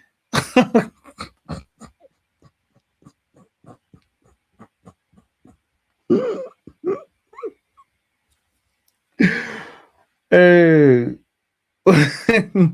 What's going? Sorry, let me not judge. Let's move on. Hi. What's up, man? Nice to meet you. How you doing? What's your name? Mark. Mark. My name's Mauro. Nice to meet you. God bless you. Are you familiar with the red pill, blue pill philosophy? Yes. My understanding of it is that the blue pill is basically what society has taught you. You know, do what the man tells you, follow the typical 9-to-5 job. And then the red pill is when you wake up and realize that nothing is as it seems, that society's been duping you, and that it's our responsibility as men to, you know, take control of our lives and go back to the way nature intended it. How'd I do? You did actually pretty great. Okay. Do you believe in that? No. Not at all? No. Not even a little bit? Look, I believe like society's not perfect. Right. Society's definitely like fucked up. Okay.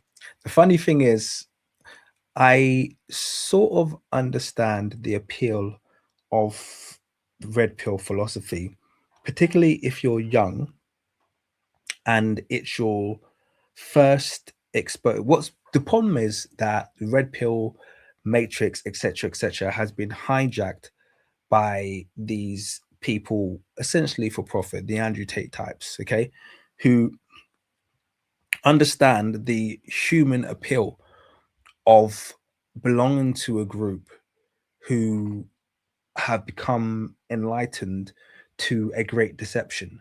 Because the reality is, and this is the truth, we are being deceived. Yeah, this world is just a big fugazi. Nothing that you look at is as it seems. Okay, there's manipulation, heavy media manipulation that takes place. We're ruled by the most evil people. We've been convinced that the most evil nations are the good nations, and the good nations are the most evil nations. Like almost everything operates in reverse. So I totally understand and empathize with the appeal of someone offering you the red pill. you know, the red pill philosophy. Hey, you've got to open your eyes. The problem is you got your Andrew Tate types who say, hey, I've got the red pill. I'm going to break you out of the matrix. But he's going to do no such thing. He's just literally a rampant capitalist who agrees with every single world structure and just wants to get your money and doesn't offer anything. So he offers you the packaging of freedom, the packaging of rebellion, the packaging of liberation from this thought. And that's what a lot of guys, young men in the manosphere, that's what a lot of them are defending. They're like, oh no, he's the truth. Da, da, da, da, da, da. And they really are convinced. But that's because this was their first introduction to any kind of enlightenment. Unfortunately, they hadn't come across. Shout out London, shout out RJ McKenzie. Yeah, you got a good crowd, man. They hadn't come across truth tellers, people who were, you know, counter mainstream, you know, people who had become woke before they bastardized the term woke, but woke in its true form, in the form that we gave it to, you know, over 20 years ago when we first started using the term woke. People who, you know, whose eyes were opened. And if they had come across that earlier, they wouldn't have been duped by the manosphere, this fake red pill. So what the manosphere offers is the fake red pill. That's the red pill that makes women the enemy, that makes, you know, liberation all about access to sex, and it makes you know, freedom from the matrix all about getting money. Okay, it's a complete bastardization of what breaking free of the matrix actually represents to a lot of people. And this is the thing, they really packaged it effectively. And this is what they always do. They always obfuscate good ideas as well. I'm going to, just like I was talking about with the word woke there, you know, they bastardize terms, they package their lies in, you know, really silky wrapping, you know, and good ideas, things that they know that the human spirit will resonate with. So it's very, very clever marketing on their part to call it, for instance, red pill philosophy, because it's not. It's the manosphere, you know. Okay, yeah, that's true. But I don't think there's any sort of like conspiracy thing going on. As a man, yes, you have to take control of your life. You have to build value for yourself. You have to do something with yourself, right? Like, I believe that. 100% agree with that. 150%. Yeah, it's what I disagree with is all of the packaging and the philosophy. No, right on. Actually, I actually agree with that. I think actually like the supposed like manosphere whole ideology actually has been actually hijacked. You know what I mean? With these people like Andrew Tate or Nick Fuentes, you know what I mean? Like, I don't think they're the epitome of masculinity. Did you see this black guy's face when he said Andrew Tate? He was like, oh man, this guy's terrible. Yeah. I don't think that really represents what a man actually is. You know, yeah, dude. I mean, I do believe with some of their ideologies, but not entirely. You know what I mean? Like, do I think, you know, men and women are equal? No. Do I believe that they're complementary? Yes, absolutely, for sure. But I just want to tell you also, like, you know, like part of the manosphere right philosophy is I think they're trolling every time they break to the crowd, yeah, and they show someone in the audience nodding. They always just look so peculiar, like. It's really funny. Complimentary? Yes, absolutely, for sure. But I just want to tell you, what's going on here? He looks like he's 12. He's got after 5 shadow, shaven beard. He's wearing a like white t-shirt and a jacket like the Funds, and there's a little fringe going on. What's going on? I'm so confused. Oh man, there's a lot going on in this crowd, man. Which whose group is he a follower of? I don't understand. Like, who is he? Is he a Tate follower? What's going on? Maybe he's a Sneeko follower. I don't know what's going on. Also, like, you know, like part of the manosphere right philosophy is the red pill, blue pill, and I actually do 150% believe in that, and I do believe in the matrix. You know what I mean? You're stuck in this rat race. You know what I mean? And you don't want to be part of that. And then I've been actually like a quote unquote like red pill. I really take that philosophy to heart. You know, the thing about the red pill, blue pill, right? Like, you could look at that as just taking responsibility for your own. He does. Sorry, I got to put there. He does. He looks like Red Mist from Kick-Ass. He does. He does. That's a good shout. Oh, that's a good shout. I forgot about Kick-Ass. That's a great movie. That's 100. You're right about that. And the potential to do heinous crimes as well. He doesn't look like it's just teetering beneath the surface, doesn't it?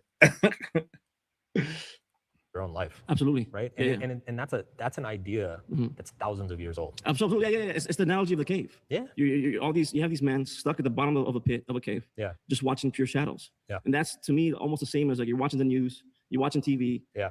I think we can all agree like the news isn't 100% truthful. And then once you wake up to this illusion, you leave the cave. You leave the cave of deception, and you wake up to actually how the world truly works. And the world definitely works against us. Yeah. Absolutely. This dominion is not of the Lord. This earth, actually, the devil controls it. And he's the one, actually, I definitely believe. So do you see what I mean? This is exactly what he's saying here is exactly what I was talking about earlier, is the appeal of the red pill philosophy. It gives you that little sliver of truth. That's its main appeal. That's its main benefit. Okay, because it tells you what you already know. Hey, I'm being deceived. This world is not what I think it is. Everything that I believe to be true is not true. I might need to get the front door. Give me a sec, because I don't hear anyone else getting up, and I don't want. One moment.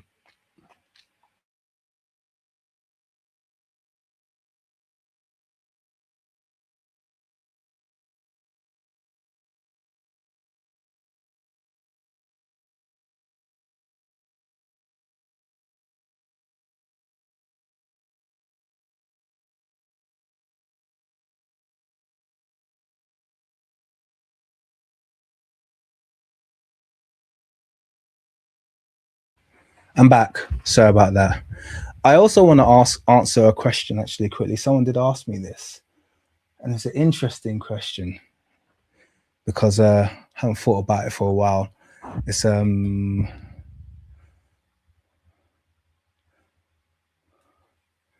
second, let me find it. Someone asked me what side of this political spectrum I'm on. I'm trying to find it.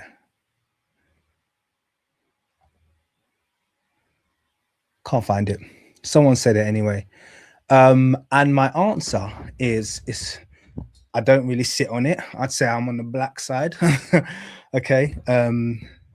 But I'm definitely, if you was to ask me, I'm definitely politically, I think the ideologies that exist that I probably most closely align with would be socialist and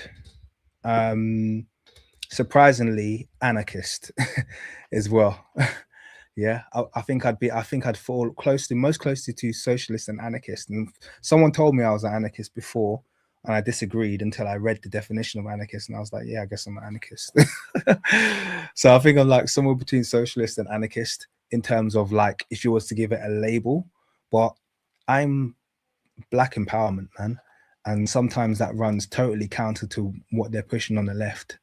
I'm definitely not liberal, like I'm miles away from that nonsense, you know. And obviously I abhor the far right. So yeah, I don't know how that sits. Socialist technically is left apparently, you know, but I'm not sitting on no wing, you know what I mean? Like I'll go to war with either side. Yeah, when it comes to liberation, because when it comes to, I can be very conservative when it comes to Africa. Like in my defense, for instance, of Traore, I'm incredibly conservative. Yeah, every law that he's wanted to push so far, I've supported, because Africa needs a different treatment than. So yeah, it's just, you can't put me on a spectrum. But yeah, that's it. Let me carry on. But yeah, I think socialist policies on the whole, I've found it historically hard to fault socialist policies. You know, I think they're more make a lot of nations good. You know, free healthcare, free education. You know, I think those are ultimately good things. So yeah, socialism's got a bit of me there. Now you lost me. I know. It's okay. You were doing really well. No, it's okay. I mean, that's just my I opinion. know. And then I you mentioned, respect it. you mentioned law of attraction. I actually believe in that. Yeah. I believe in law of attraction and I believe in manifestation. And I'll just say, like, I have a manifestation example. Okay. I was thinking of penny loafers. I was obsessing about them. And I'm not even kidding you. I had a dream of penny loafers. Like, and then I went to my local store and I went to the shoe section and I saw some leather shoes for $20 and my dream told me that. And that's why I'm here. And then, like, I don't know, I just thought that was like an example of a manifestation, law of attraction in action. I love it, man. Yeah. Don't love it. What kind of rubbish story was that? What? He manifested penny loafers in his supermarket. What the heck was that all about? What's going on here? I guess he was being polite. That dude does look a bit crazy. He looks like one of those guys you could be laughing 1 second and his face goes really straight and he start throttling you. So I'd laugh along as well. Thank you very much. Thanks for talking with me. Yeah, All right, cheers, pause brother. there. Did you say penny loafers? Yeah. Can we get He there's some manifested killer penny penny loafers in the circle if we can get close-ups I of like those. the style. How's it going, Dan? What's up, man? How are you? So when you say billion-dollar industry, can you give me some examples where I want some black people because I'm gonna wrap up soon. So I want some black conservatives to laugh at. I'm trying to get this funny. This woman goes up and she gets voted off in like 26 seconds, which is quite hilarious. Well, here we go. I want some black people. Let's get a black conservative up here, a black red pillar. Sorry, they're always entertaining. So I'm doing a little skippy here, guys. Let's see what the blacks have to say.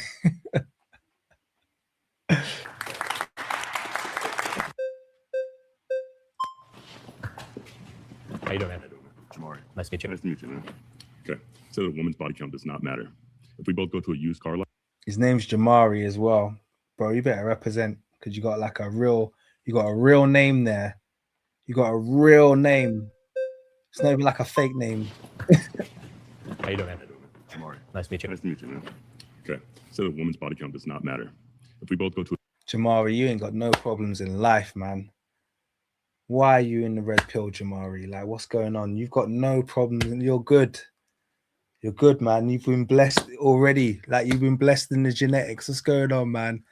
Please don't let please, Jamari. Yeah. For this, like, he'll be the most extreme. Oh, Lord. Okay, let's see what Jamari's got to say. a used car lot, one car is totaled, one car has the engine blown out twice, head gasket never works, always has to be replaced, another car has a fender bender. Which one are you taking? I reject the analogy because it presupposes that there's something about sex that is destructive to a body.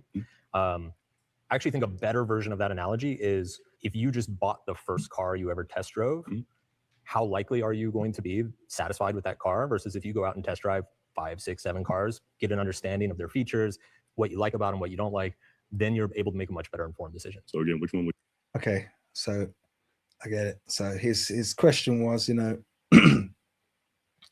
cars in the lot.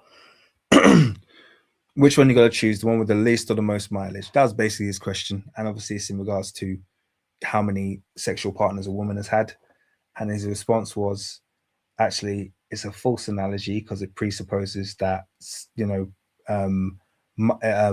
sexual partners, number of sexual partners, kind of like will result in damage, which I wouldn't say there's a direct correlation. I wouldn't say that's true or false. There might be some truth in that, and it might be false. I think that's kind of like all dependent on biology, genetics, etc., etc. However, I like his response. His response was that actually it's better for someone to maybe have a few trials, okay, before making a commitment, just because they're gonna know what they like. And so when they choose you, you know, they're choosing you having not because you're the first, but because they like you. So I kind of like at this point, okay, I'm kind of like here. Yeah, I'm here. Yeah, I don't think either one is like he's right or he's right. I think they both have a point here. So let's see where this goes. would you rather take? The one that's had all these problems or the one that's had the fender bender? I told you I reject the analogy. Okay, so we're going to test drive 6 different cars, 7 different cars. Sure. 8, 9, 20? Why can't we just stick with our one car? Let me ask you this. Yes. Okay, so Jamari doesn't seem to be getting it because he keeps saying you should stick with the one car. So is this point that you should stick with the first one because that's the one you started with? Or yeah, I don't understand his point here. I think he has to kind of make it a little bit clearer. I get the idea of cars not being overused, but at the same time, I think the counterpoint is that if someone only knows one thing, then depending on their personality, that curiosity might cause them to stray. Okay, all right, let's carry on. A lot of men treat body count as a proxy for trust, right? And so what I ask guys is I say, imagine 2 women. One of them is a virgin. She has 0 sexual experience. Fender bender. Sure, fender bender. But you catch her lying to you. She doesn't keep her word. She's unreliable. And then there's a woman who, let's say she's been with, I don't know, 10 guys, Sure. whatever. But she's honest with you. She always shows up when she says she's going to show up. She does what she says she's going to do. She's very loving. She's very caring. She's never broken your trust once. Which one is likely to be a better partner? The first one. Why? Because she's had 10 different partners. Or why she had 10 different relationships. Why haven't those worked out? Well, you would have to ask her that. And Oh Lord, this is a come on, Jamari. I don't think you're listening or answering honestly, or you're not being very bright here. Okay, he just said the first one is dishonest. Why would you stick with someone who's dishonest over someone who's had multiple parts? I mean, this isn't making any sense. So I think all he's doing here is he's doing that thing when people stick to their guns because they need to provide a certain answer. But unless you're really thick, everyone in that scenario who's just painted would go for the one who was acting right. Yeah. So this is. I mean, a lot of you are leaning on the not bright side. Let's see what Jamari ends up. find out. Right. Because people are complicated and they have different life stories. Right. So let's ask a question here. If a woman asks me, what do I do for work? How tall am I? How much do I bring it home? Why can I ask you, what's your body count? You have standards. Why can I have a standard? Standards are Why is he obsessed with body count? I mean, I get the point he's making, but I think he's made it now, and he's still on it. Like, what if you're so obsessed with body count? You don't have to preach it. Do you understand what I mean? Like, he's given a good answer as to why he'd be okay with someone who's had multiple partners. You wouldn't be okay with it. Why are you justifying? I don't think anyone's argued that you can't ask a woman their body count. You can, but it might put off like 75% of the ones that you ask, and then you've brought yourself down to 25% again in terms of your. But you can ask what you want. No one's stopping you. Once again, this kind of oppression thing. And yes, someone's pointed out it's somewhat objectifying. I think it's something. I don't think it's something that you can't ask. I think you can ask whatever you want once you're in a relationship with someone. Okay, I think asking certain things too early is a bit disrespectful. I think you can both respect one another enough, but once you're in a relationship, there's no questions you can't ask. You might not always get an answer, but you certainly shouldn't be afraid of asking. Are fine, but I think all of those things that you just listed are arbitrary standards. And if I was surrounded by women right now, one of my claims would be height shouldn't matter. Ultimately, when you look at what drives relationship satisfaction, relationship success, these things are very low on the list, yet we tend to focus on them. We tend to over-index on them because they're very easy to measure. It's very easy to like compare 4 versus 6 or 6'2" versus 5'11", right? And so that's what everybody thinks about and talks about when it's actually, when you look at the research of like what makes for a happy relationship, these things aren't even on the map.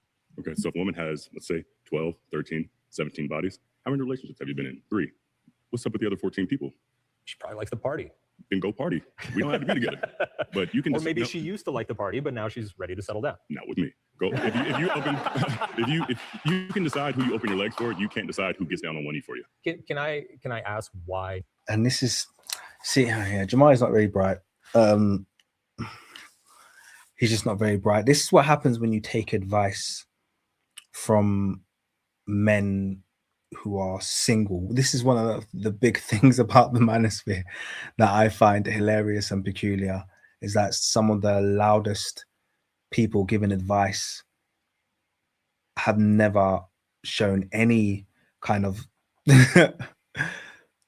normality in their relationship, or even like no one's ever looked at them and thought aspirationally towards, oh, I want to have a relationship like Amru Fodl, yeah, with this Miami girl who barely speaks English and still doesn't sleep with him.